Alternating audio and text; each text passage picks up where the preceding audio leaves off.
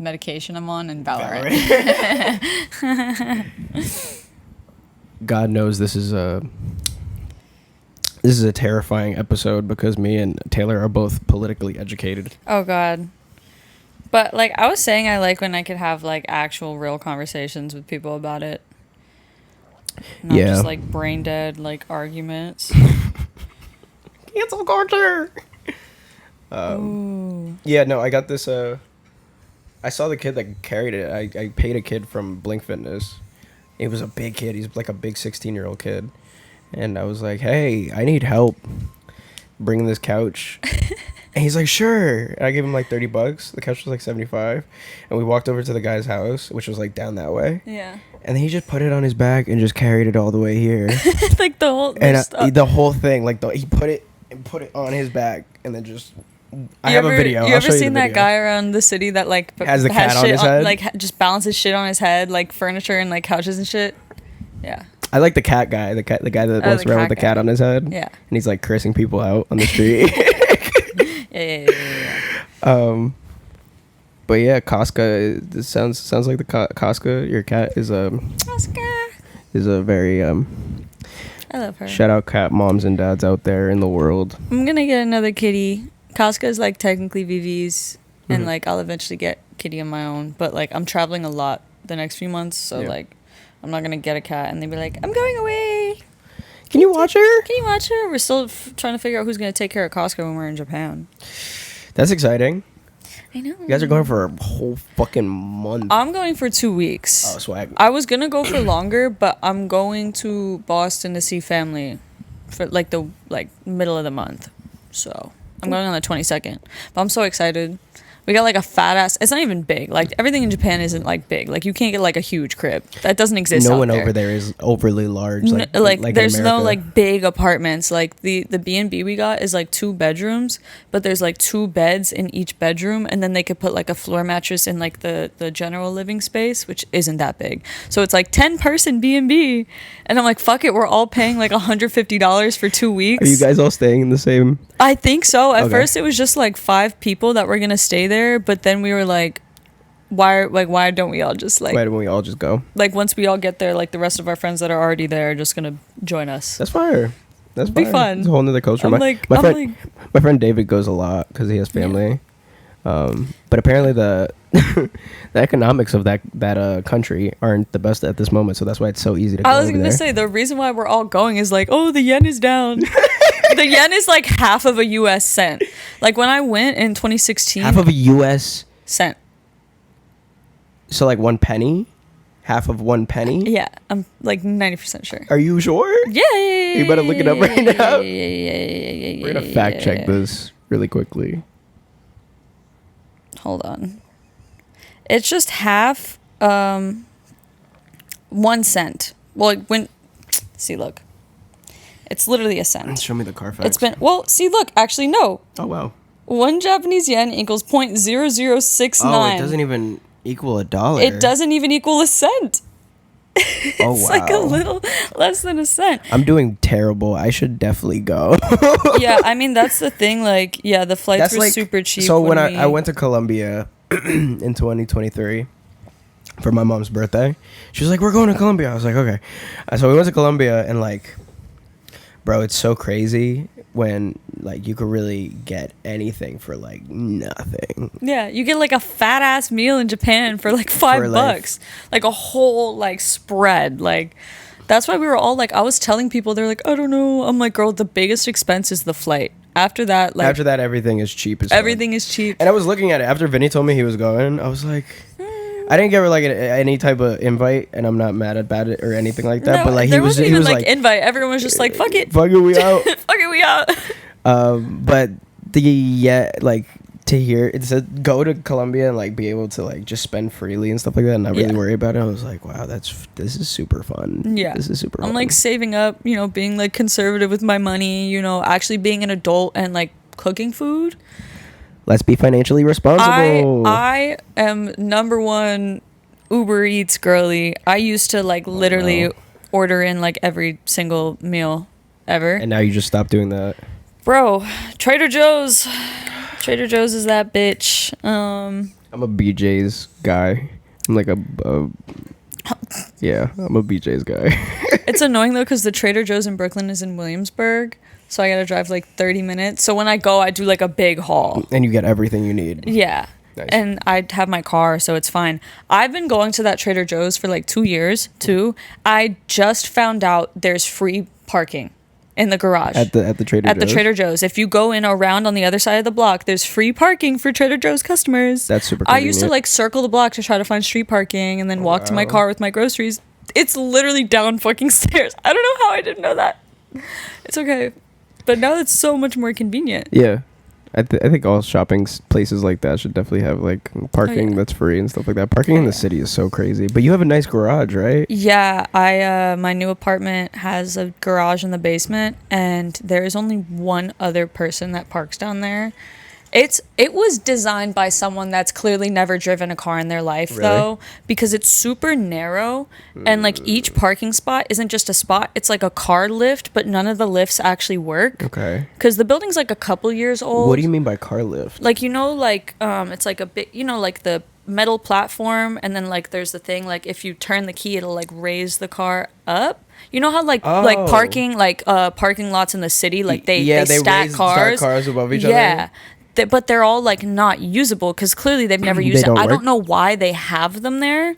Like I don't know if they expected people to have more cars in the building. And this is within the garage. Yeah. And it's like literally like a 90-degree turn. Like I'm surprised I don't scrape my car on it every single day. People see me do the turn and they're like, "Oh my God, this is scary." I'm like, "Yeah, because I'm a good fucking driver. I learned how to drive in Brooklyn and parallel parked without a backup camera. Like I could take on the world." But there's only one other person that parks in the garage. Like there's like 7 spots, but like low key half of the spots are not even like plausible to even get into because of the like lifts and shit. And because it's so narrow, I have to do like a 7-point turn to get out of the garage. I don't even drive head first into the spot. Like I literally drive in, I do like a this, and then I kind of back into one of the spots, and I go like this, and then and this, like, and then I back into it. Yeah, but it's like because it's so narrow. So you can't like take a left. No, I can't just do it easy. Yeah, I have to like, it's so narrow. But I have a garage in New York City. Most people don't have garages. And we have like a gym and a laundry room. Have you been using it? Listen, I had some like medical problems right when I moved in. So like literally I told myself like, oh, I have a gym in the fucking basement. Why don't I just start working out? Even start simple, like walking on the treadmill or like Stairmaster or something.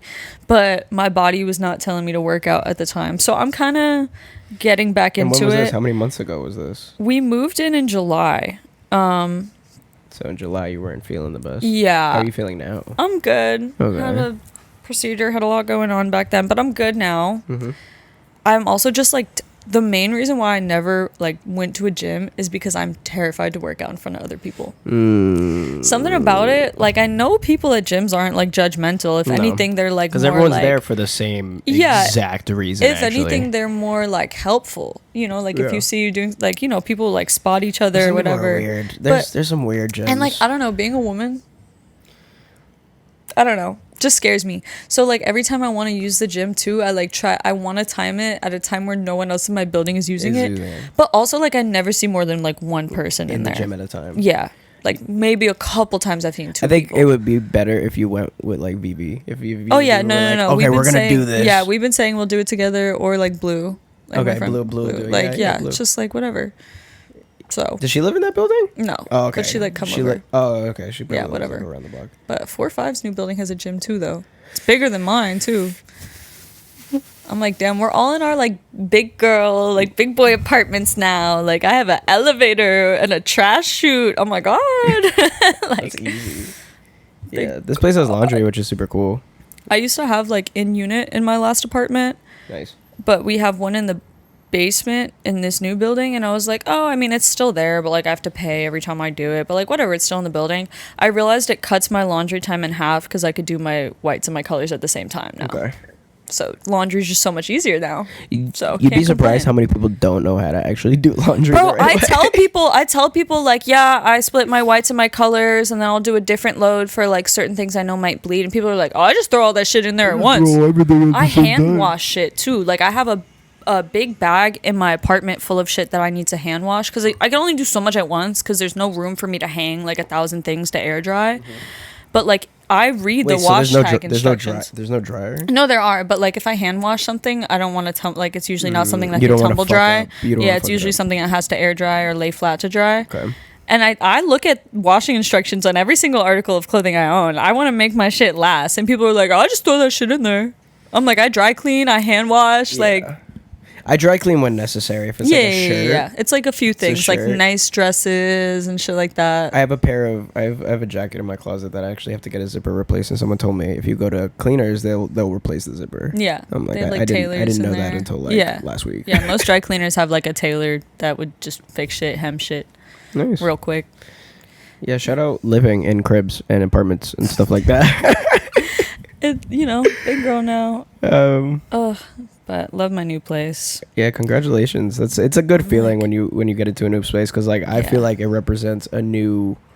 You do a certain amount of growing in a space, and you can outgrow a space. Like when you outgrow it, you feel it, and you're like, oh, it's time for me to. Yeah, go. Like my old apartment, It was a room. It was what my old apartment? No, it wasn't just a room. It was an apartment, but I was very confined to my bedroom because of reasons. Sometimes you can't live with certain people, and that's life. That's life. But I mainly not even like because roommate shit. I also like felt like I outgrew the space. Like not to be like the energy in the universe ass bitch, but those that are real space things. held like so much negative energy. Those are real things. Like I was there for 3 years, and that's also one of the longest. Like I moved a lot throughout my life. Yeah. I think I moved like 8 or 9 times before I moved out for college.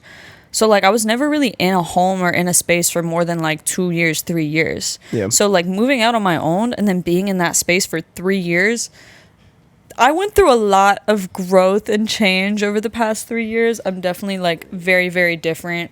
So, like, so much happened in there that, like, even if I did change and even if, like, I feel whatever way, I still was in that space and I felt weighed down by everything that happened there. Yeah. Like... It carries walls or places carry energy, like... Yeah, 100%. Like if you... I couldn't escape it. No one's gonna live in the Amityville horror house because of what happened. Like I remember there. I was talking to even, like, I think I was talking to Clip, and she wasn't even at my house that often, but, like, and throughout the years, but even she said, like, one of the last time she visited, she's like, no, like...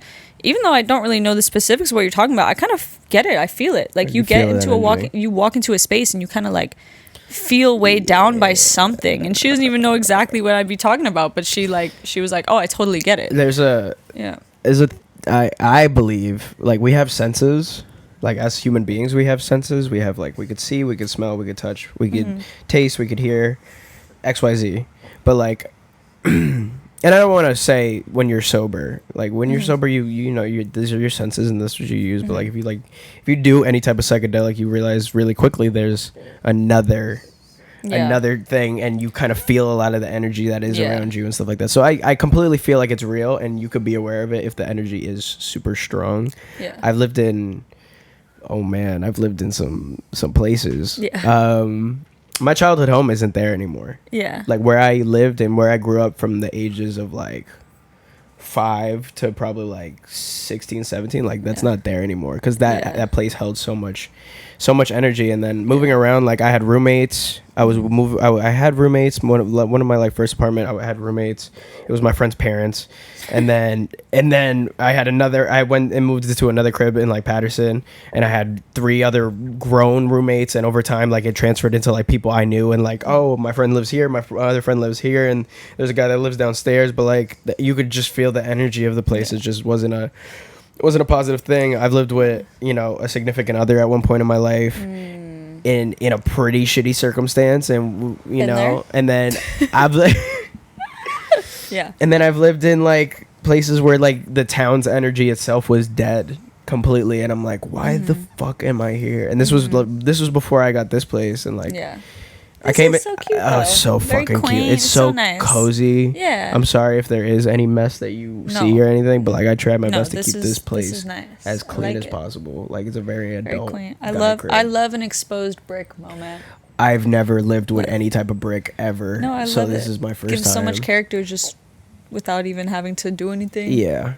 So I want to put a big. Someone was like, you should put a big "Kill Your Ego" painting here. So like when That'd be you cool. watch the episodes, you can Yeah, put that right shit there. there. There's a lot of things I want to Tapestry or do. I want something. to get a robot a litter, but I also want tattoos.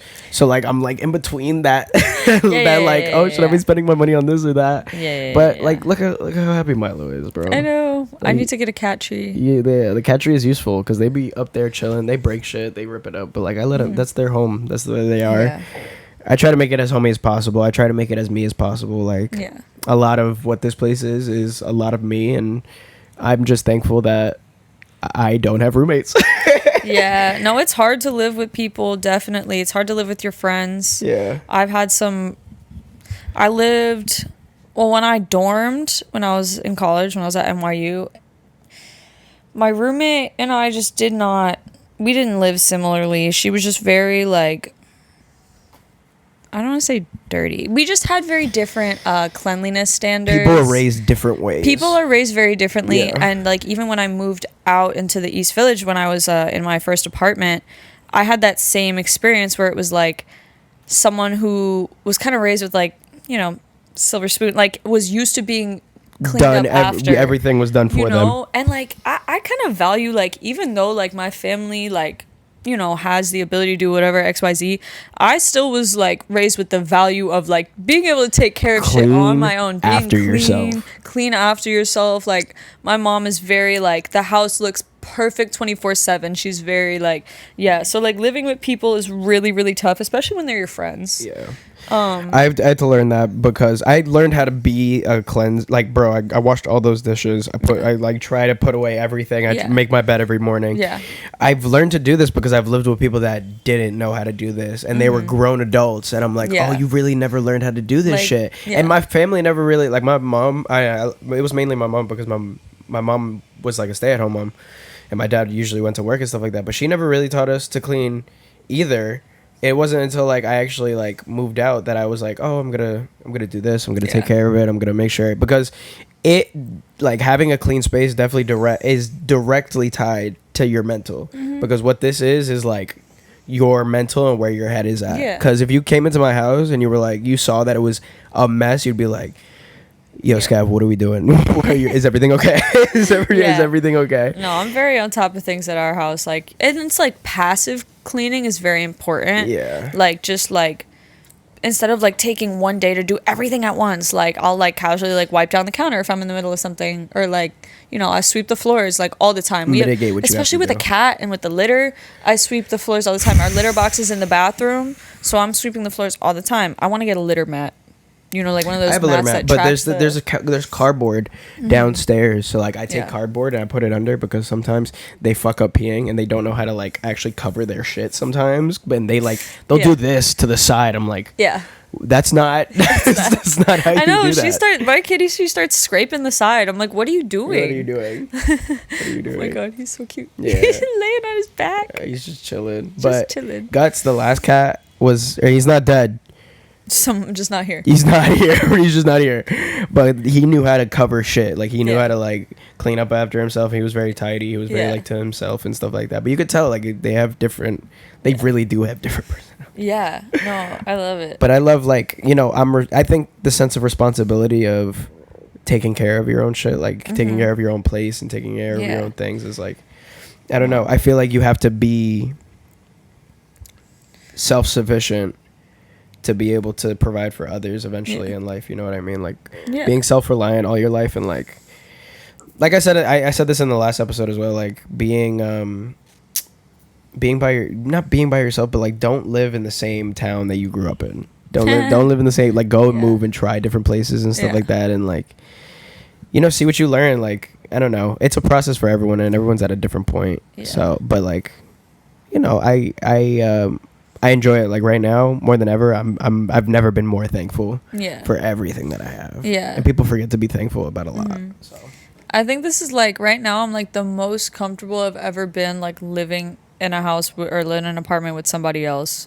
Like my last apartment, it was great living with my roommates for a while and like, you know, shit happens, people change.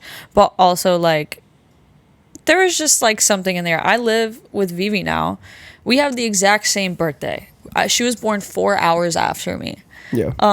which like I think indirectly corresponds to us being like, not to be like same person different font, but like literally same person different font. Like if you look at our bedrooms, like they're side by side, I'm like maximalist. Like I have a bajillion things.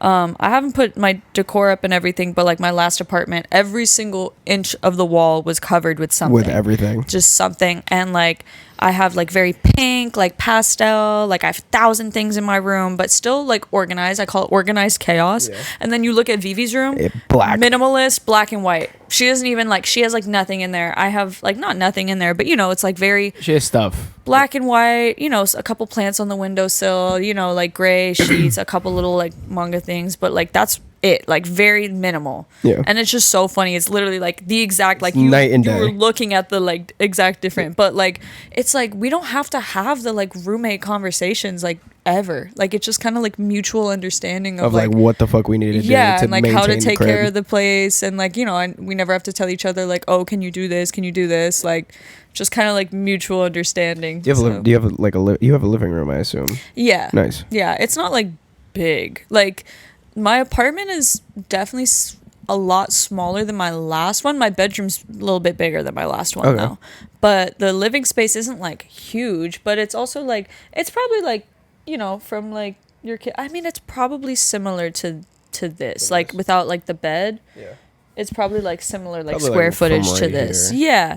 Which like I don't mind, because also like when you have a lot of space, people use it as an excuse to like have hella people over. Like if we have a couple friends over and like someone else wants to pull up, but they're with a few people, they know like, look at them, they're fighting. They know like, oh, I want to pull up, but I'm with like so and so, so that's not valid, right? Like I don't have to say no. Like they know there's not space for that many people. Yeah. So it's like I kind of like it. It's very calm, very chill. Yeah. You know, like we you know, we like having our friends over, but not too much. So like the space accommodates for that. Because it's so. Like, I mean, living in Brooklyn or living in New York, you could. Yeah. It gets so easy to just be like, hey, pull up, and everyone and their grandmother pulls up. Yeah, and the homies that have the bigger cribs are the ones that like hosting. So good for them. Yeah, I'm happy for Vinny and oh my god, that place is crazy. Jordan, like, bro, I already know. Super cool. I'm gonna go tomorrow. Yeah, I helped Jordan move in. Like I drove the fucking U-Haul. It's exciting. He showed me the video of everything. I was like, yo, you guys did a great job. I haven't been there since they like fully got. I'm just excited for the pool table.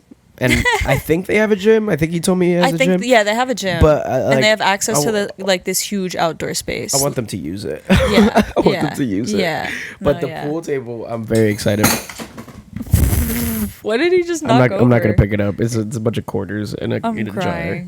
Which is hilarious. No, but I think we like sacrificed a little bit of space for like the quality of the building. Like I am right on Broadway in Bushwick, which is like so fucking loud. Yeah. And like also right off the train stop, like literally right on the train is right there. The train is right there, and they're doing construction on the train right now. So if you walk, I think I took a video of it today. If you walk outside my building, it is like you can't even hear yourself think. Like I'm used to city noise. Like I'm from New York. Like I'm from like Queens though. I'm from Rockaway Beach, so it is really quiet there. Yeah. But like I went to school in Brooklyn. Like I was always out in the city. I hated Rockaway. It's nice. Don't get me wrong. It's not like trash. It's nice. Never been to the beach. The beach is nice because it almost feels like a private beach. Like it's not a private beach, but like it's literally like the burbs. So like there's like maybe 20 blocks where there's nothing but houses, and the train is like 20 blocks away. Yeah. It's on like 116th. My family lives like over 20 blocks. We've lived between like 15 and 20 blocks away from the train stop. Okay. So like it's nothing there. Like people don't come to that side of the beach because it's just you deep. can't really access it, and there's nothing there for you. Like there's no like if you don't live deli. Yeah, if you don't live there, there's no like deli you could walk to or da da da da. So it almost feels like a private beach. It's really nice. But yeah, no, I'm used to that. But no, Broadway, piercingly loud. Like they have generators. They have like 3 generators set up. Do they do shit at night? No. Okay, good. No. Okay, at night it's like very calm. It's like cool. No, but during the day there's like 3 generators on like either side of the street, and there's like lead paint exposure warnings posted all over, and I'm like, I feel like this shouldn't be like allowed. But whatever. But the thing about my building is that we face the inside of the block. Yeah. And it is so like, it's like a new development. So like I can't hear shit. Like once I have a balcony, once I close that balcony door, silence. Oh, It's that's so nice, especially because we're right next to the train, and now there's construction. If I walk out the front of my building, I'm like, oh, like I almost want to cover my ears now. It's loud. But no, once I close that door, once Vivi closes her windows, so quiet. Silent. I love it. Wow, noise cancellation crib. Literally, like, and because we face the inside of the block too, it's even more muffled, even if we do hear it. So Yeah, it's nice. I'm so happy. there's so much noise pollution. Yeah, I'm over home there. all the time now because I'm like finally like You're so happy happy to and be comfortable in my home. space. Oh, that feels Like people good. keep telling me like you're always home now, and I'm like, yeah, There's a reason. I should be. There's a reason. I should be though. Like I shouldn't be out every single day. Do you believe that people that don't have the best living situations, that's why they're outside constantly, where they just like, it's probably better to be outside than it is to be inside? I think sometimes. I don't think all the time. Like some people are just the type that like they just want to be outside. Like I definitely was at that point in my life too, where like I was definitely pretty comfortable in my last living situation for a minute, but I was still like always outside. But it was because like I wanted to just be outside all the time. Yeah. But it definitely contributes to it. Like in my last apartment, like I just felt like very uncomfortable in the space, so I would like find any excuse to not be there. Even just like coming over to other people's cribs just to hang out. Yeah, like Yeah. so. I mean, roommates. Back to the thing of roommates. Like Yeah. roommates can really make you feel like shit. Like Yeah. and when I lived a certain place, like I fought two of my roommates, and Yeah. I still stayed there for a little bit, and then I ended. Bro, I've gotten into screaming matches. Oh no! See. Yeah, like that was terrible. Yeah. Over like fucking like dirty Nothing. towels. Nothing over nothing. And having like two people over, like just like nothing. But it's also like it's just dumb shit. Yeah. It's just dumb shit. It's just like, you know, it's hard to live with your friends. You have to have because you the realize right- really quick. you never know. Like even like when when I lived right after or I was in college, but after I was dorming. Mm-hmm. I thought I mean, to be fair, wish the best for both of these girls. But no, none of us had any type of like synergy living together. Like it actually like so much It just fell didn't apart. work. Bro, by like the time it was like the last 3 months of us living there, I had a 3-bedroom apartment to myself because both of them were gone. Due to like different circumstances, like it wasn't like I'm moving out, fuck you, bitch. It was like one of them got suspended from NYU and she was Canadian, so her visa wasn't valid And she anymore. went right so back she had home. to go back and they didn't sublet her room. Ooh. And then my other roommate went Crazy. through some shit, like psychedelics, like went through some shit. Do So like I just had the crib to myself. So everything just fell apart. Like I was just like, oh, now I just have 2 empty bedrooms. Like fuck it, I'm here, I guess. Like being a New York native, I would say, do you see people like lose their mind? Oh my God, A lot. especially going to NYU, you have these people that come to New York with like delusions of grandeur. Like they're from like small like Midwest cities and like fucking like can't like all these And like they think shit is random sweet. and they're like, oh my God, I'm gonna come to New York and I'm gonna New follow York. my dreams and it's gonna be da da da da da da, and they get here and they literally crash the fuck out. Like they just lose their sense of self, or they lose like any type of like responsibility, or like they don't like, you know, living out here. Like I always say, New York, you could go out anytime, any day, any hour, do whatever the fuck you want. If you want to go out till 7 a.m. on a Monday, you could do it. You could make it happen. You could do it. Like that's also like that aids into like, I'm not gonna lie, like drug problems too, because like when I was going through it, like I would go out because I knew if I went somewhere there'd be something there, there'd be drugs there.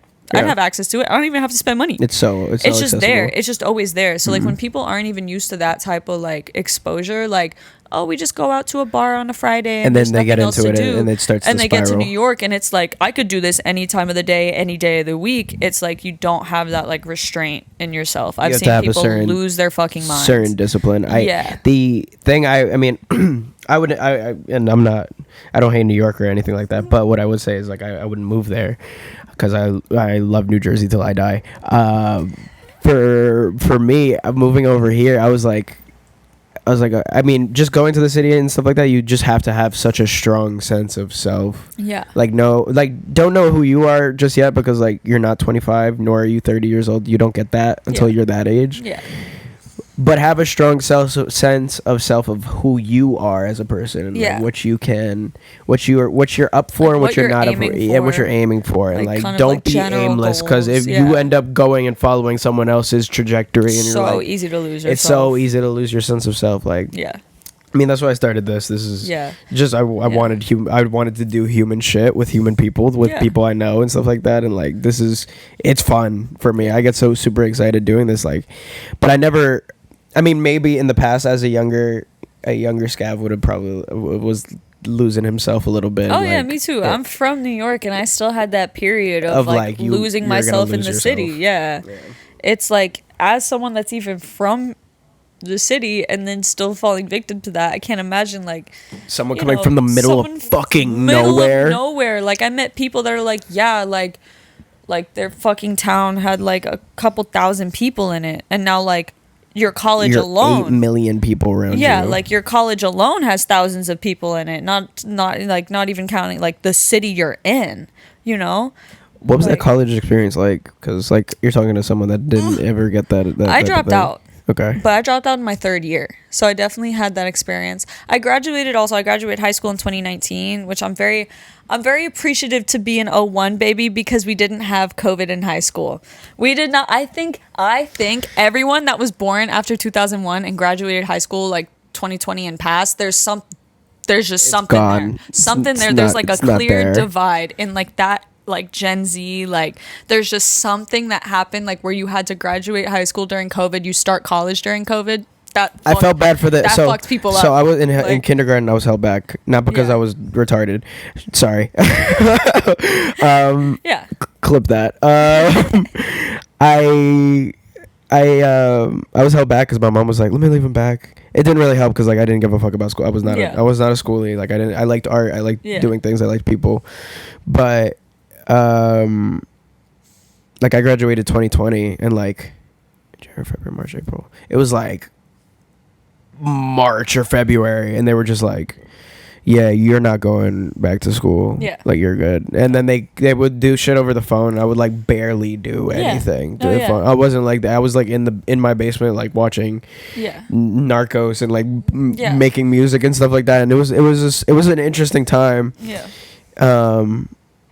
And I just didn't go back to school. I felt bad for the next year because I had friends that were going to the next year and they were going to with masks and everyone's sitting apart and everything's, and I'm like, yo, like if I had to do that, I would have probably wouldn't have made it because that's so damaging to the mind. Like I feel so terrible. Yeah. And I'm talking I think it fucked a lot of these kids up. I think it fucked a lot of these kids up. And you seen the videos of kids like pouring lean in class and doing galaxy gas in the classroom, like, bro, yo, like I understand, like that's the thing, like there were definitely times in high school where like we would have like a water bottle full of vodka, you know, but like we weren't pouring lean and doing fucking whippets. That shit fries your fucking like these kids are, I'm sorry, like open up the schools, re-education, and we need to put some type of re-education systems. Like we need to do some type of restructuring because these kids are fucking dumb. I'm sorry. No, it's okay. It's fine. I think it's an honest thing, but like because the reading level right now is getting worse. Like, I'm reading things like reading levels. As teachers far as kids, are talking about this, and teachers shit, are like, it's bad. Our school systems are completely fucked, and we need reform for them. But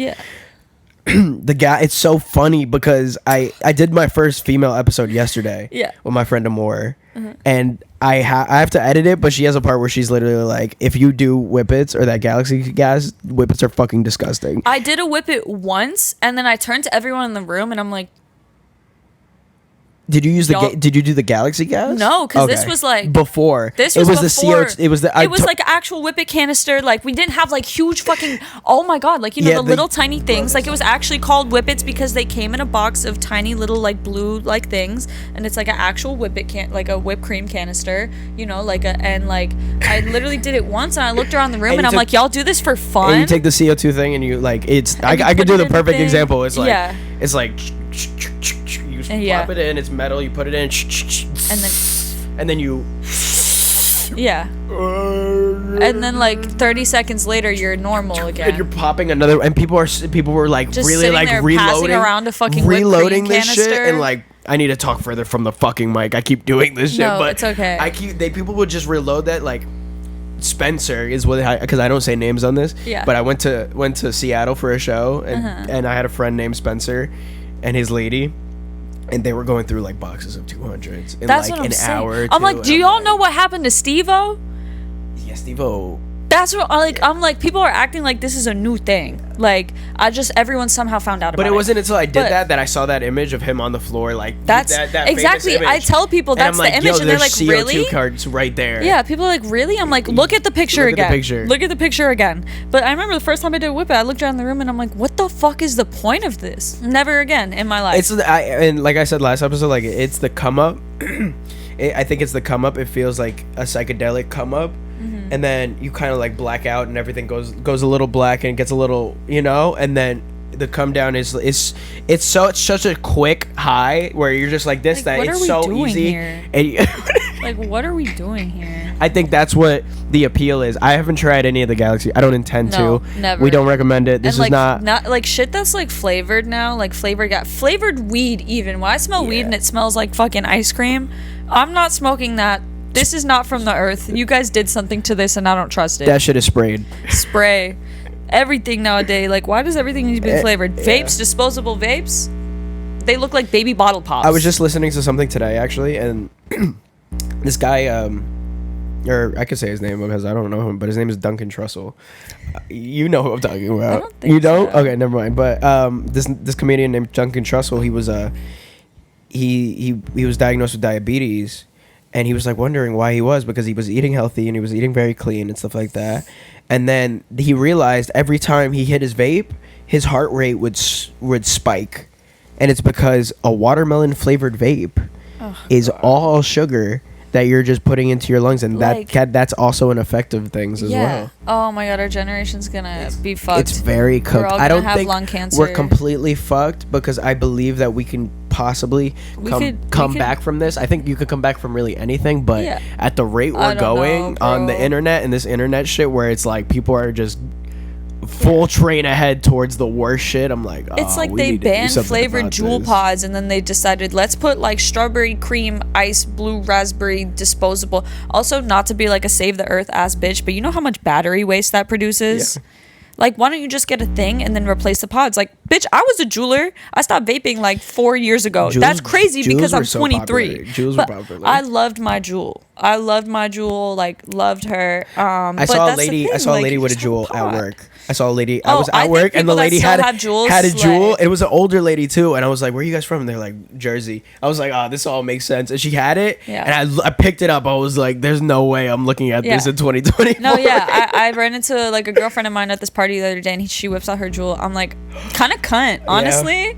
That you still have a Juul? That's rare. I love that. It's rare. Literally love that. If you still have a Juul nowadays, because they're discontinued, they don't even make them shits no more. Really? They don't. You could go the to any of these smoke or the actual battery. You could go to smoke shops nowadays, and because I know a lot of places don't have them. Yeah, because I know they only were able to make like the tobacco and menthol pods now. Well, it was because the FDA. I don't remember what year it was, but the FDA came down on it, and they were like, "There's too many kids." In schools that are having. That's what I mean. That was me. I was vaping in the fucking bathroom stall. Everyone was vaping in the bathroom, and just like zeroing it. I fully believe in the middle of calculus. I fully believe we went to similar. We definitely might have went to similar high schools. Oh man. But yeah. Fried. But anyway, we're talking about college. Yeah, generation's fucked. Anyway. Generation's kind of fried. College. The thing is, I'm glad I had like the intro to like a stereotypical college experience. Yeah. Because I had like a semester and a half of being on campus, being in a dorm. The thing is, I went to NYU. The stereotypes about NYU students are true. Very true. A lot of out of touch rich kids, a lot of kids that also, like I said, come to the city like, I'm gonna be in New York City, I'm gonna be in the big city, and then they literally like drop out within a year because they just have no idea what the fuck they're doing with their lives. A lot of overprivileged people, like literally like my roommate when I was dorming, like very much could tell she never lived in an environment where she had to learn how to clean up after herself and learn how to be like even considerate of like sharing a space with somebody else. And like also like so insufferable.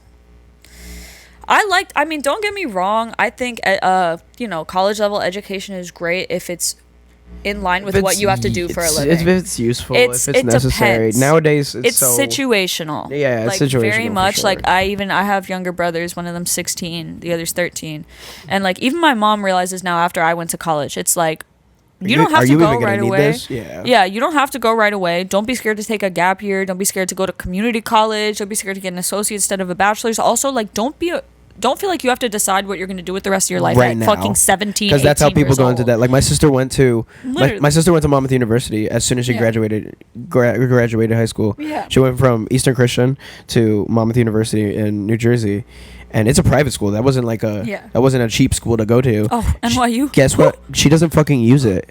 She doesn't use anything she learned. I was not going to use, like, that's the thing. That's why I dropped out. Because, like,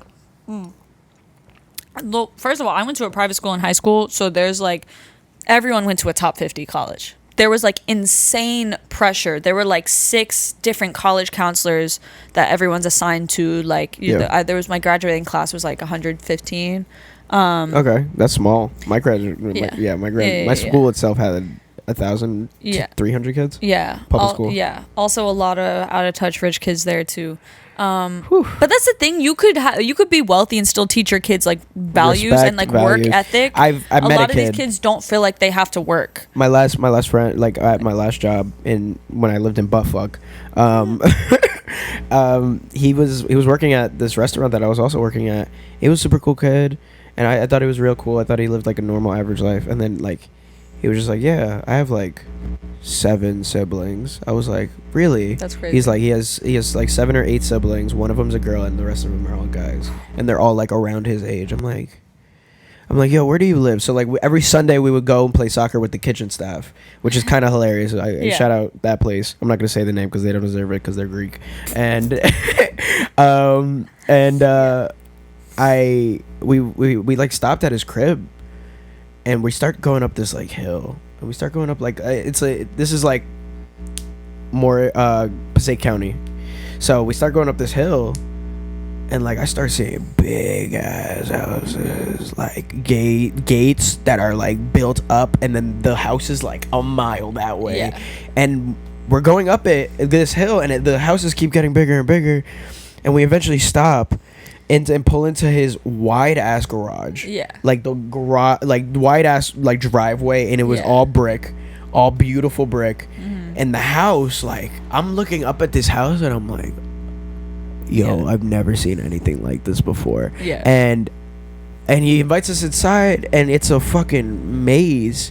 And we walk around the house, and it becomes wider and wider, and I'm like, yo, this is. He's like, I don't tell anybody about any of this, and I work, and my family doesn't give me shit, so like that's why I work the job with you guys. Yeah. And super cool, down to earth, very human person. Shout out, bro. Yeah. I'm gonna say his name. His name is Max.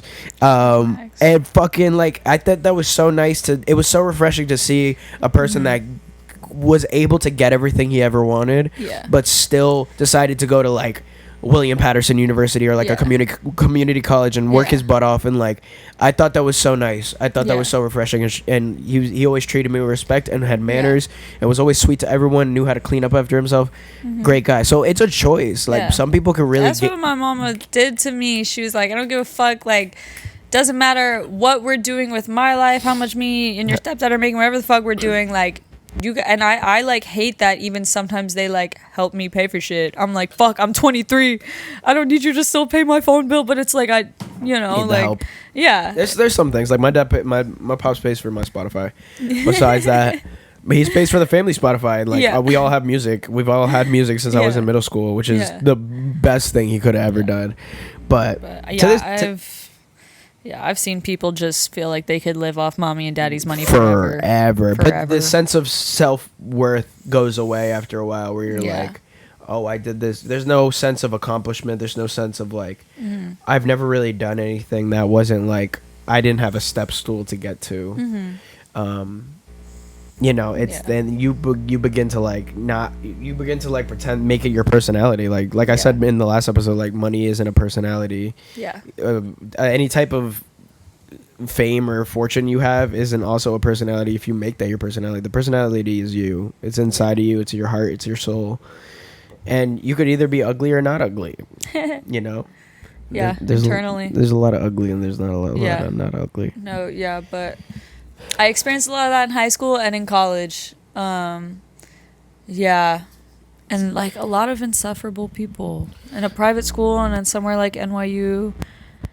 I remember, I mean, I dropped out because, so I initially, like, I felt the pressure to go to college, go to an amazing school, and, like, figure out what I want to do for the rest of my life. I did not fucking know.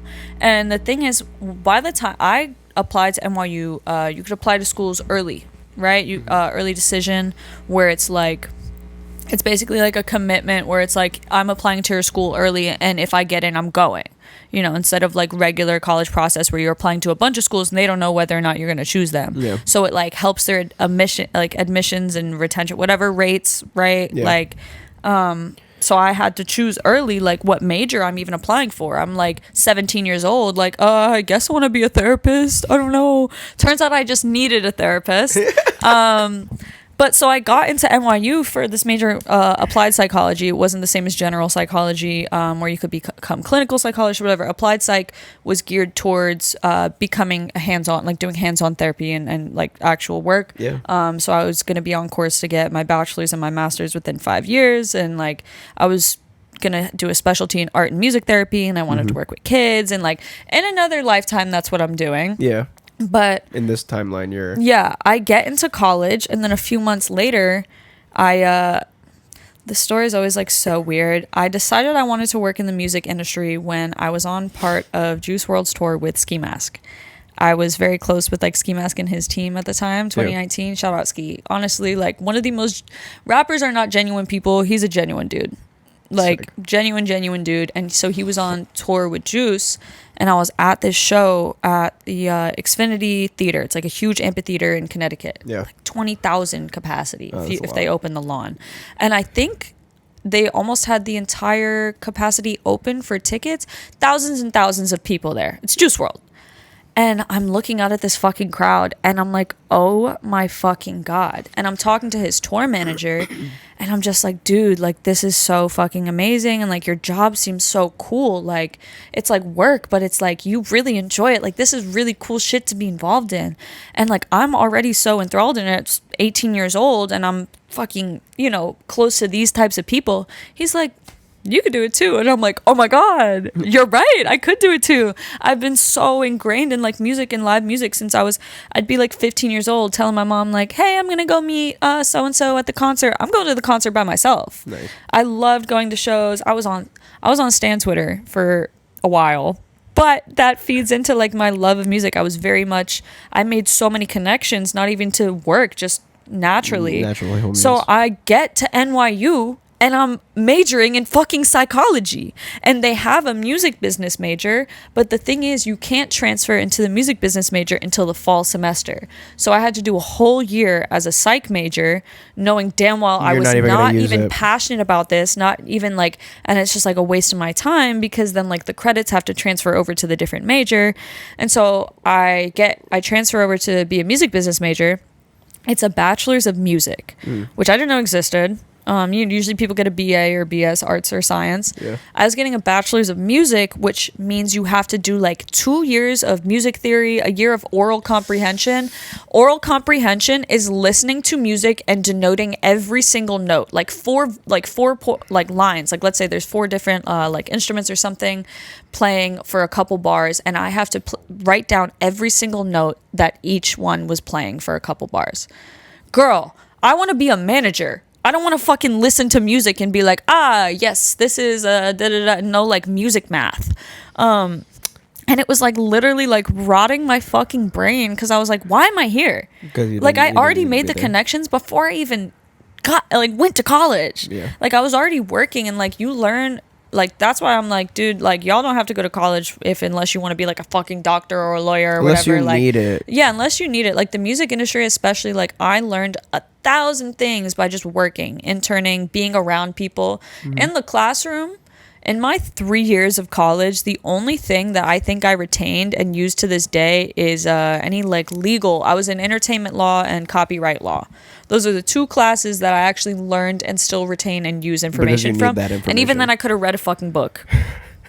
I could have read a fucking book instead of paying whatever to go to college and wasting my time. But I stayed in college because I was part of this student board that you get like elected to by like the members. It's called program board, and you put on events for students, and there's different subsets of And program they fucking board. loved you.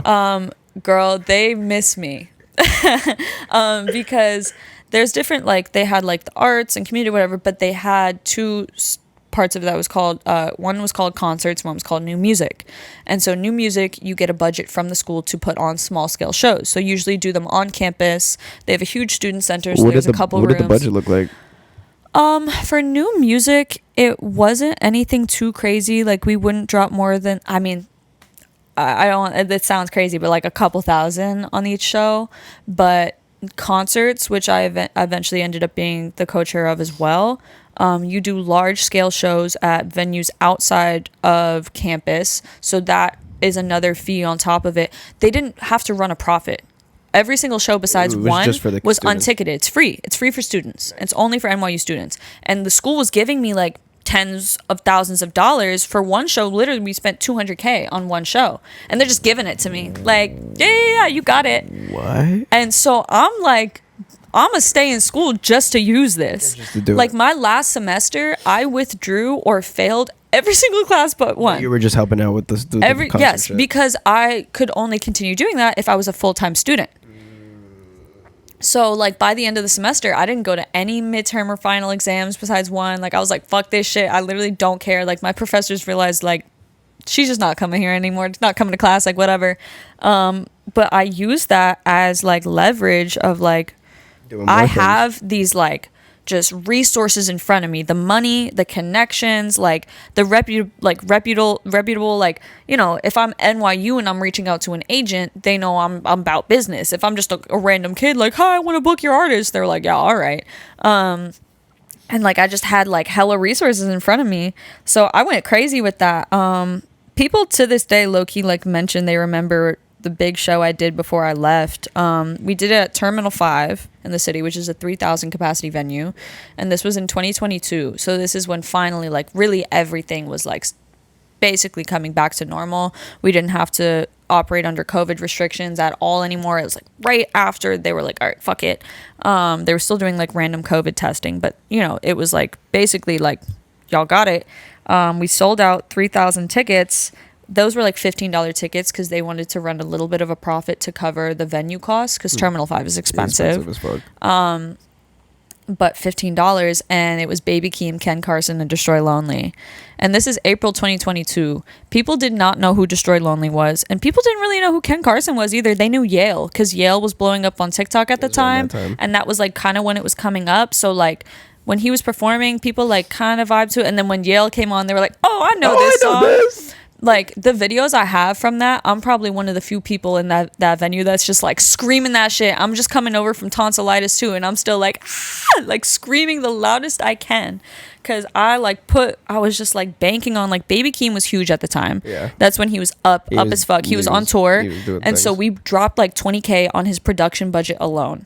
Pyrotechnics, huge LED screens, like, fog machines, like, whole 9 yards. He was, like...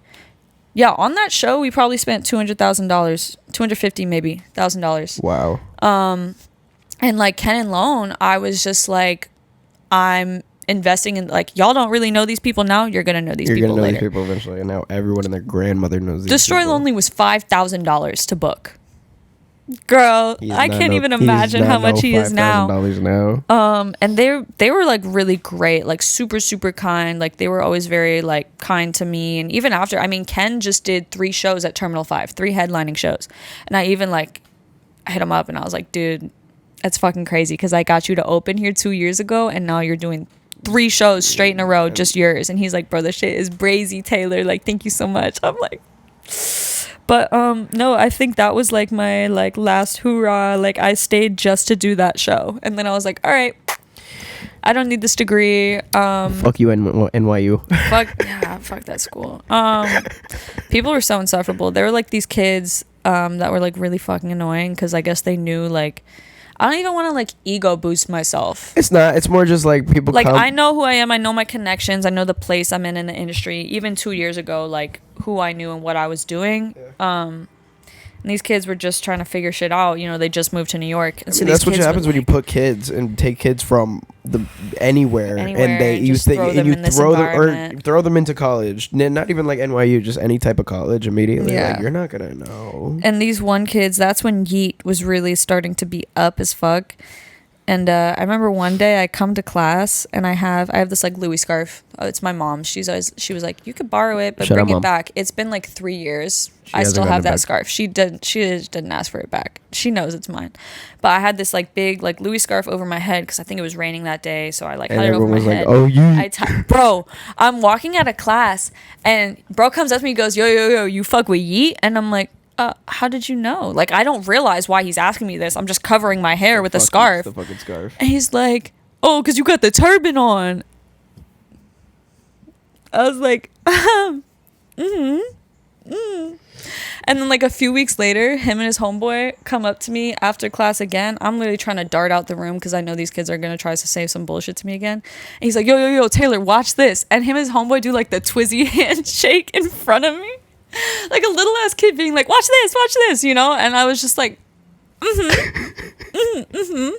And then that same kid, the day of that show, texts me way after the show ended too. Like, not way after, but like the show ended like 20 minutes ago. Ken and Lone been left the venue. Like, they didn't really stay for Baby Keem. You know, they did their shit, they're gonna leave. And he starts texting me. I don't even know how he had my number. And he's like, yo, Taylor, it's so-and-so. And then in parentheses, he puts Yeet guy. And he goes, I was wondering if, like, you could get me backstage to, like, talk to Ken and Lone about, like, business and production and stuff. And then puts, like, the truck, like, the Tonka truck emoji. Yo, college kids are insufferable. That's just kind of, like, the epitome. Like, that is the perfect example of, like, college kids, especially NYU kids, just all together. Oh man. Yeah, so at that point I dropped out because I was talking to like people that I considered more like mentors. Yeah. And I was like, dude, I can't do this college shit anymore. Like, college was easy. Like you said, I'm sitting on a computer, like chilling. I'm barely paying attention. Like, it's easy to cheat on literally anything. Like, there's only so much they could do to prevent you from cheating when you're fucking home on a fucking laptop camera. You could finagle. You could do whatever the fuck you wanted. So it made it so easy. And then once we go back and I'm like learning all this bullshit that doesn't even apply to what I'm trying to do. What are you trying to do in life? Bro, I'm trying to be a manager. I'm trying to book shows. Like, why the fuck do I need to go through 2 years, 4 semesters of music theory? Yeah. You know how deep you get into fucking music theory to do 4 semesters? Even after 1 semester, I was like, that's enough. Yeah.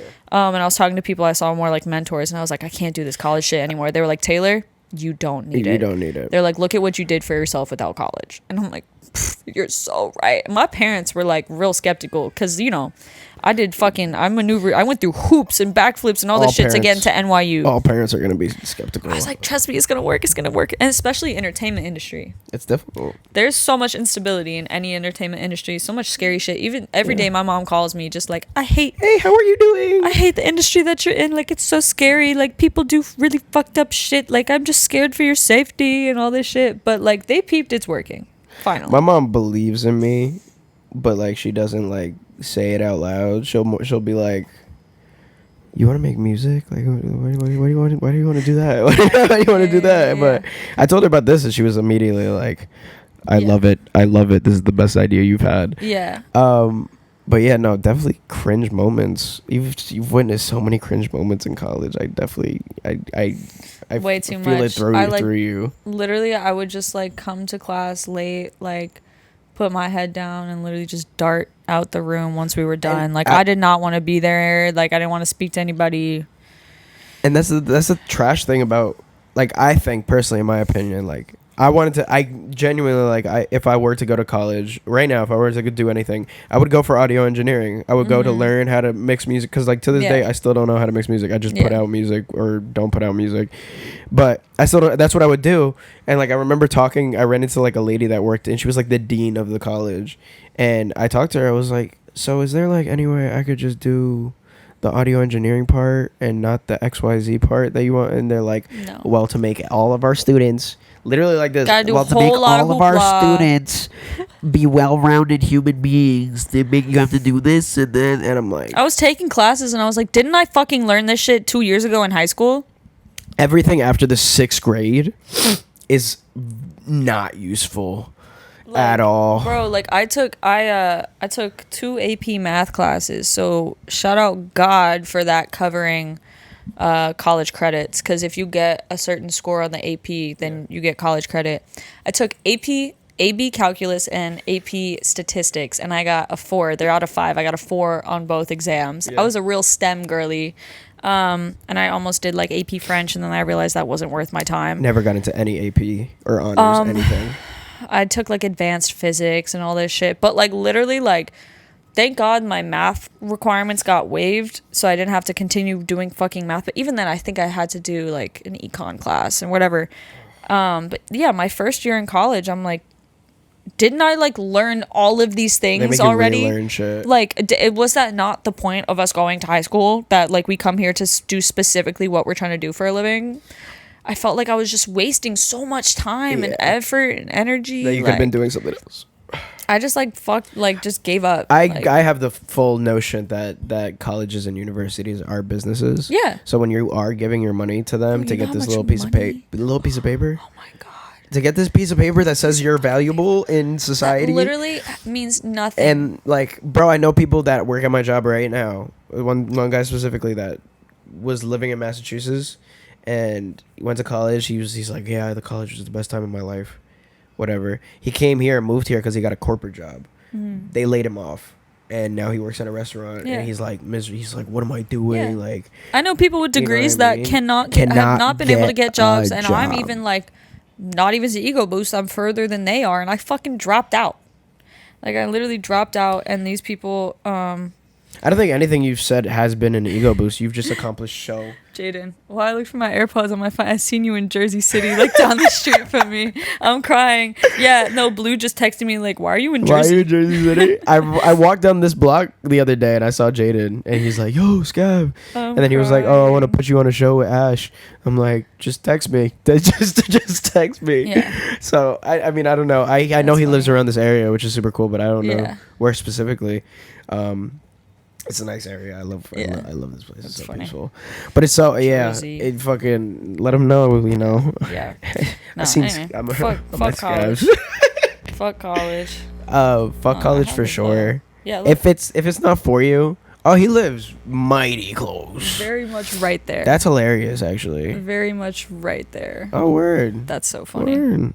Yeah, we got some New Jerseyans. We got some nice Jerseyans. You know, Nino, Ren's from Jersey. Right, honestly, You like I know. be hating on Jersey, but I People do love hating on Jersey because it's like the annoying little brother of New York. Yeah.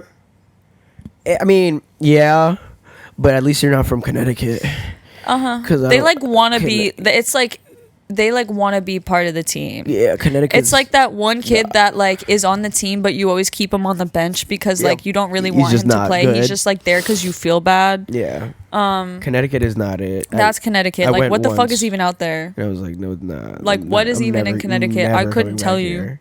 And like their block, like I drove past their block, and it's like a Krausers, and it's just a bunch of Like bunch of guys on the block, and they're all standing in front of this one Krausers, and it's like there's no other buildings besides the Krausers. I'm like this there's is, like I couldn't even tell you what's out this there. is insane. The only time I've been in Connecticut is when I'm driving through. Driving through to Boston. I mean, they got really good rest stops on the highways, though. I will say those like big ass rest stops when you're on the highway, those are great. That means nothing. That means nothing. Because Texas has Buc-ee's. Oh, I was born in Texas. Were you born in Texas? So people don't know this because I don't really talk about it because I moved here as a baby. Like I was like 2 years old.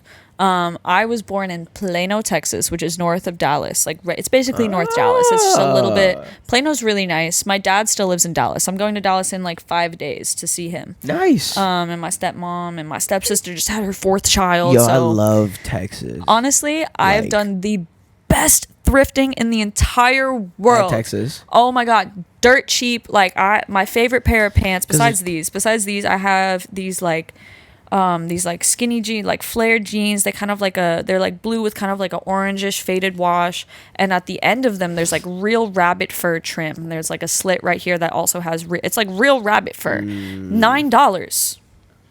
Yeah, they're my favorite. People amazing. Every time I wear them, people are like, oh my god, where'd you get your pants? I'm like, bitch, at the edge of Dallas, just at a random big box thrift store. Texas is nice to visit because I like get like a little bit of like space. There's like a lot of space. Like, there's like, you know, like I'm just like, I get a little bit of space. It's nice to go back every once in a while. This is why I like Jersey, because you could go, if you go for further enough, you still are like a little bit away. That's why my mom loves being in Rockaway. I believe it, because it is like a little bit a tiny suburb. I totally believe it. I kind of hate being from somewhere. But you know what's crazy though, but because since moving here, like when I do go to like a underpopulated place, I'm like, oh, this feels so nice. This is so refreshing. And like, I love Texas. The further you go from the city in New York, and then you come into New Jersey, and the further you drive away, like inflation literally just starts dropping. yeah. No, Texas is nice also because it's not as expensive as out here either. It's just not. in general. I'd be looking at like apartments over there. I'm like, ooh. You just get so much space. The problem is I live in this space, and I live in a studio. I live in this studio because like I don't need a lot of space, and I thrive better when I could walk to my kitchen, which is over there. No, I would live in a studio, honestly. It's so, especially I'm one person. Like, I'm not. If I was like 6 foot or like 6 feet and a half, like of course I'd probably want more space. But like, if I could stand up and do this. Right, then I'm chilling. I'm chilling. Yeah, chilling. So yeah, no, Texas. But yeah, I lived in Plano for like 2 years, and then I moved to Rockaway with my mama. Lived with my grandparents for a little bit. Nice. Just moved all around Rockaway my whole life. I actually lived in Long Island for a year after Sandy. Hurricane Sandy did one in on the house we were living in. We lived on the beach, like literally the beach house. So we had to relocate for a year. But I'm a New Yorker. I don't tell people I was born in Texas unless it's like relevant to the conversation. Because like people will be like, oh, so you weren't born here? I'm like, I do not have any conscious memory of that place. Like, I was fucking like 2 years old. Like, I was like, you can answer it if you like. It's okay. I'll tell her. I'll call her back in a second. Okay. I call you back. Yeah, no, I've been in New Jersey since I was born. It's not that I will never move, because like I go to other places, I'm like, oh, this is really like, if Seattle was better in general, I would probably move to Seattle because I love the mountains. I love looking at all I love different places where someone was telling me to go to White Sand in New Mexico. I want to go to the Grand Canyon. I want to go to the Yellowstone National Parks. I want to go to. I've never been. Yeah. I want to go, and like, there's other places in the world like I've never been either. Like, I've never been to Paris, never been to Europe. And everyone like her is literally like, I love Paris. I love Paris. I'm well traveled. I think that's one thing I appreciate about my parents too, is they value like experiences over material goods. Yeah. You know, like they will put their money towards going on a crazy like a trip somewhere before like buying a bunch of like random shit, you know. So and also my dad, you know, shout out my parents split when I was a baby, but that means like both of my parents take me on trips sometimes. Yeah. They almost felt like it was a competition. Like who could take her? You took her to fucking London. Like, you took her to fucking, you know, Italy, or I'm gonna take her to London. Like, I went with my dad to London, and I think it was 2014. Okay. 2013, 2014. That's great. I was a One Direction fan. This is before they split up. Man. I think it was probably 2013 then, because I think they split in 2014. And they were coincidentally on tour and had shows in London the same time I was there. Did you go to the show? Bro, I come to my dad. I'm like, I know, like, please. I saw One Direction at Wembley Stadium, which is kind of crazy. Like we were up there, but I was there. I didn't give a fuck. That's pretty. I didn't give a fuck what seat I was in. That's pretty iconic. But yeah, no, I love the fact that I'm, you know, I appreciate a lot that my parents, you know, and I love traveling. Like I have a Delta Amex. How much? I believe you. Because I love traveling. Like if I'm gonna spend money, put it towards miles. We'll put it to the camera. my Delta Amex. My Delta Sky Miles. I'm going to Japan in a month, and I got my flight on miles. Wow. I got my flight to Japan on it wasn't even that crazy though. 73,000 miles, which for reference, like that's a little bit more. That's a little bit more than what I'd do for like a round trip to LA. It's a tiny bit more, and this is a fucking 14-hour flight. I was gonna ask how long that is. I actually have a layover because Delta doesn't go direct to Japan from New York. So that's kind of annoying. I have to fly to Detroit first, which is like a 2-hour flight, hour and a half, 2-hour flight. And then it's like, depending on Jetstream, 13, 14 hours. Once you're there, you're there. Once you're there, you're chilling. I went to Japan in 2016. Never been. With my dad. Still never been. My friends were making fun of me last night because they're like, oh, white people like you love to be like, Japan is the best place in the world. But literally, Japan is the best place I've ever visited. I think in terms of like a city, I think like Tokyo is almost the perfect city. It's societal. Societally, I think the one thing that I value about New York is it's not homogeneous. You could find anyone of any background, you know, financially, ethnically, nationality, like literally anything. Everyone is here. Like if you want like any type of like you will find someone here that is like you, no matter who you are, where you're from. Have you seen a Puerto Rican? What you do. Puerto Rican. Have you seen a Puerto Rican? There's the flag right there. Bro, I posted up at the Puerto Rican Day Parade and someone's like, you're Puerto Rican? I was like, I'm just at the parade, bro. I'm Irish and Italian. I'm very white. Irish and Italian. But no, Japan is like amazing. Definitely I think I'm so excited to go back because I've been wanting to travel with friends somewhere like outside the country. You know, every time I've been outside the country, it was like with family and stuff. Yeah. So going to Japan with like fucking 20 friends that I know is like the most insane thing to me. That's exciting. Xavier and Ren and Nurse are going at the same time too. Oh wow. Because Xavier's birthday and Halloween. Fire. So they're going around then too. Nice. Polo Perks told me he's going. I know, right? Random as shit. It's like me, Vivi, Jordan, Lori, like a couple of our old coworkers from 2nd Street, Vinny, Beast, Sal, like fucking a bunch of people like the RDP. The RDP guys are apparently going same time. Hakeem, like Danger Hakeem, is also going around the same time. This wasn't even planned. Like it was planned within my circle, but then I started telling people about it, and like Hakeem was like, "Oh yeah, we're all going too." And I'm talking to Nurse, and he's like, "Oh yeah, we're all going too." And I'm like, "What the fuck? Like, why are we all going to Japan?" Yo, but I want to go. I think it'll probably be like a defining experience of my 20s. Oh, that's exciting. Yeah, no, I love traveling though. Honestly, even just like throughout the states. I go to LA a lot. You know, I just call up the homies like, hey, can I like come stay with you for a little bit? Crash. Atlanta, Chicago, LA. I drove to Atlanta once by myself. That's like how long is that? That was like 13 hours. That's crazy. Yeah, the longest I did was like through the night too. Oh, just straight through? Straight through. That's insane. I stopped. Like, just a couple times, get food, sandwich, use the bathroom. and pee, and then That's crazy. But I stopped like twice, and That's crazy. Yeah, just a lot of Joe Rogan podcast and just driving. Not the Joe Rogan. Yeah, no, the longest drive I did was to Toronto when it was like heavy traffic, so it turned out to be 9 hours. Because I had to make a stop at someone's house along the way before I actually got to downtown. So it was 9 hours. And I was with my ex at the time, so it was just screaming match the whole way too. Fuck no, bro. But I much rather walk. You know, it wasn't bad. Wow. What do you mean that wasn't bad? The drive, in terms of like my experience, not that fun. But the drive itself, whatever. I went to Montreal a few weeks ago, and that was like a 5-6 hour drive. Not bad. Canada is communist now. Canada is a weird place. Now. Like Canada, like put a lot of like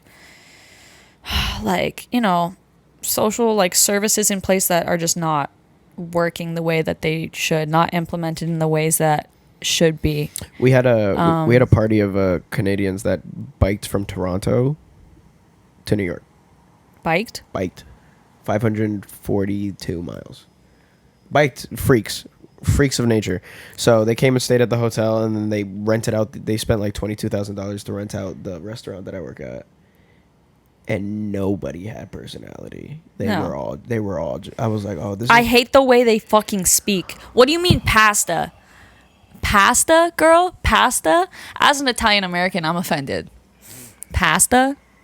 I think I heard one of them say bagel once. Bitch, Bagel? what the fuck are you saying? Oh no. Toronto people too that like OD it. Like my ex was from Toronto, and like every time we were in Canada, he would like it just came out of him.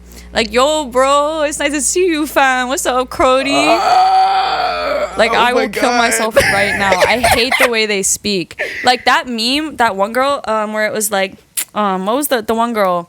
And what I don't like is if the business is true that you left your moms in the hood. I don't know if you ever saw that video that blew up. Like, yo, this is like a that's really actually good, how they fucking speak. This is a great impression of a Canadian. Oh yeah, what I don't like is if the business is true that you left your moms in the hood. Somebody go smoke that. You don't leave your moms nowhere. You got some money and you left your moms in the hood. Yo, you're sick to my stomach, fam. That's actually how they speak. I'm like, you are not real people. Like, I know a New York accent is, like, kind of crazy to people that aren't from here, but that is, like, unreasonable. That's, like, where did you even get this from? Like, how, as a society, have you progressed to get this accent? Like, what has this stemmed from? Well, we sound crazy to Europeans. Like, yeah. To, like, English people, like, we sound... And to us, English people, it's how you... I guess how you're raised and what you hear. Yeah. Like, so... Yeah. Yeah, like, if people are around that... Like, but that's kind of... insidious. I hate also when like non-New Yorkers pick up on something that's like stereotypical New York lingo because they either misuse it or make fun of it. Yeah. Like I have my friends that aren't from here like, yeah, my heart. I'm like, I am so mad that you know this term now. Like I'm never gonna call anyone my heart ever again. Like never again. Is like twin or yeah, jack that. Yeah. That's the thing. When people make fun of jack that now, like I'm not jacking it. Oh, you're not jacking it? Shut up, bro. I'm not like. Oh my god, it actually makes me so. Language mad. Is such an interesting. So language mad. Is an interesting thing. It's so stupid. It's so stupid. That's funny. New Yorkers do be sounding silly though. Yeah, but we love our New Yorkers and we love our New Jerseyans, and we definitely love Taylor. No, yeah, like I was saying, my accent doesn't really come out till I get mad. Like I'm just like talking normally and they'll be like, yo bro, are you dead ass with me right now? Like don't fucking play with me right now. Like when I get mad, I don't sound like me. I don't sound like me. Some people like with like the interview shit that I do. Yeah. Like I'm like a blonde white girl. Hi guys, Hyperpop Daily here at the Summer Smash. The more I've done it, the more I've faked my voice. I don't even realize it. I'm not even like cognizant of it. But like I kind of lock in. Like I talk like this, and then I'm like, Taylor Malone here with Hyperpop Daily. Today we're in Chicago at Summer Smash. Like I OD it, but like because sometimes I OD it for the camera. Also just like because people are like introduced to seeing me for the first time, also not even seeing me or speak any other ways. I'm a blonde white girl. I'm fake blonde, but I'm a blonde white girl. People think I'm gonna talk like this. Yeah, my name is Taylor. Da, da, da, da. Like they think I'm gonna talk like a valley girl or These like a suburban girl. Are phenomenal. I'm great at accents. I'm great at impressions. But people think I talk like this. And like I work in the music industry and I'm here today. We wouldn't and like be friends. Bro, we wouldn't be sitting here right now. People expect me to talk like that, and because of that, like sometimes people will hear me say things a certain way and be like, "Why the fuck is she talking like that? Like, why is she trying to sound like that?" Like in the interview I did with Laserdym, bro, this pissed me off because what was it? Instead of saying we weren't going to, I said we wasn't gonna, and they ate me up for that. They ate me up. Oh, she's talking like that because she's around a black guy? No. If you catch me on a random day, I will sometimes say things like, you said we wasn't going to get it back. And like, people are like, oh, why is she talking like that? Like, why is she trying to OD it? And I'm like, dude, I wasn't even aware of the fact that I phrased it like that. That's just like how I was speaking. It pissed me off so much. Man. It's definitely because of the way that I look. Yeah, the internet is is so ready to eat you up about anything. Anything. This shit is a black hole. Yeah, especially looking the way I do, being in the scene that I'm in. Not only being a woman in music, but I work with rappers. Underground rappers at that. There's not a lot of There's not a lot of me in that space. Yeah. There's very few women that I can even think of that are in that space, that, let alone women in general, and let alone women that look like me. I think you're succeeding, though. I think you're doing a phenomenal job mitigating how much. Someone has to change the narrative, right? Someone will eventually change the narrative. No, I think it's cool. A lot of girlies have reached out to me over the years, just like, I really like look up to what you do. Like, I really want to do what you do. Like, do you have any advice? Like, I want to, I love that. That actually makes me so happy. That means like it encourages me to keep going. Of course, you feel the negative a lot more than you feel the positive. Oh yeah. Like, you're gonna feel that dumbass comment and you read it, and it's gonna get you mad. But the positives of that, like, I've seen some. I'll read comments like, "Oh my God, Taylor's the princess of the underground." Someone said something the other day like, Taylor Malone about to be the only other person, only other woman people could name in the underground besides Molly and BK, Molly Santana and BK Derulo.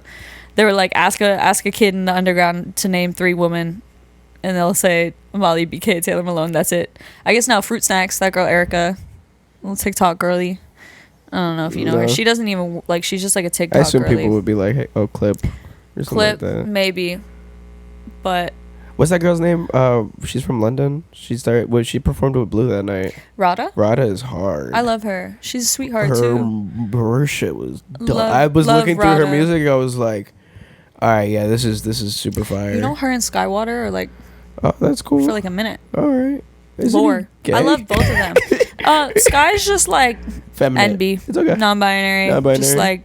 He's just feminine. It's okay. There's nothing wrong with that. We don't. I fuck with that. Gender. I don't. Yeah. I don't think gender is real for myself. I'm just a human. Fuck it. Perceive me how you want. That's the thing. Like, I don't care like what you call me or what you see me as. Yeah. I don't think that's important to me. But that's what you have when you have a strong sense of self. Yeah. Like, I really don't care if you call me this, that, or whatever. Like, I know what I am, and I'm comfortable with what I think I am. So I'm chilling. I'm chilling. But yeah, no, this underground shit, man. Whatever. Someone got to change the narrative, as I always say. Kill Your Ego is going to change the narrative. Oh God. But this is definitely going to change it a little bit. Yeah, I'm about to start up my own interview shit. Working on it. Make it as human as possible, yo. Taylor, anything you want to share? Anything you would like to share? Share socials, plug whatever. Go ahead. I guess I'll plug myself. Go ahead. Taylor.Malone on Instagram. I wish I could have Taylor Malone, but that account has been inactive since 2012. I guess I'll get that one day if I have enough clout for Instagram to give it to me. Clout. Right. She's gonna get it. She's gonna get it. Shout out my artists, Braun, Claire, and Kaizan. Braun, we're working on a project right now. Kai and I are working on expanding Gravemind as a brand. Shout out Gravemind. We're working on some really cool shit. Kaizen is hard as fuck. Love Kai. Shout out, bro. We just had a meeting the other day, yesterday, actually. Shout out Hyperpop Daily for giving me the resources and the position I'm in to be able to start interviewing. I'm hoping to expand on that, and like y'all will see in time. And a segment outside of just going to shows and going backstage and talking to people. Yeah. One thing I always say every time I go live on Instagram, the last thing I always say is tell your friends you love them. Tell your friends you love them. Tell your friends you love them, because you never know when it's the last time. Obviously, parents, tell your family, tell your mom, tell your dad you love them. But tell your friends you love them. You never know when it's going to be the last time you can say you love them. That's a beautiful thing. That's beautiful. My best friend in the entire world passed, OD'd on the phone with me. So that kind of weighed on me heavy. So I always tell people, tell your friends you love them. I have my only tattoos. Can't even see it that well. I have a wolf right here, and I have a little smiley face right here. You can't really see it, but yeah. I don't want to get any more tattoos. Those are just for him. He drew this one, and this was his face tat. So man. I always end things with tell your friends you love them. And I guess kill your ego. And kill your ego. Kill your ego. Let that shit go. Very important. Just let it go. I like that. That's the title of this. Thank you. Kill your ego. Thank you. Very true. How do you feel about this? This is good? Yeah. Cool. Thank you so much for being here. Thanks. I love you dearly. I'm excited to see your growth. And this is not the last time I'll probably have you on. Like I'm gonna have recurring guests, of course. I just want to get like everyone out the way. And then we're gonna go back and do other episodes. No, I believe like genuine people will get where they deserve to be in time. Yeah. Like, I do see you as like one of the fucking most genuine people I've met in this shit. And like, I will cry. I was even talking to someone yesterday about how like there's a lot of people who have crazy egos and use that to get up quick, get quick money, quick fame. That doesn't last. You burn connections, you burn bridges, you kill, and you get too up in your head, and then a couple years from now you're nobody. That's how you self-destruct. If you kill your ego, it might take a while to get there, but once you're there, you have the strength to stay there and be there. So real, recognize real. Ooh. Oh, crisp dab. What the fuck, Ooh. bro? Love you dearly, Taylor. Thank you so much for being here. I do want to say something to the camera before I get off of this. This is the best podcast in the fucking world, and if it's not right now, it's gonna be later. Slay. Love you guys a lot. Thank you so much. Bye.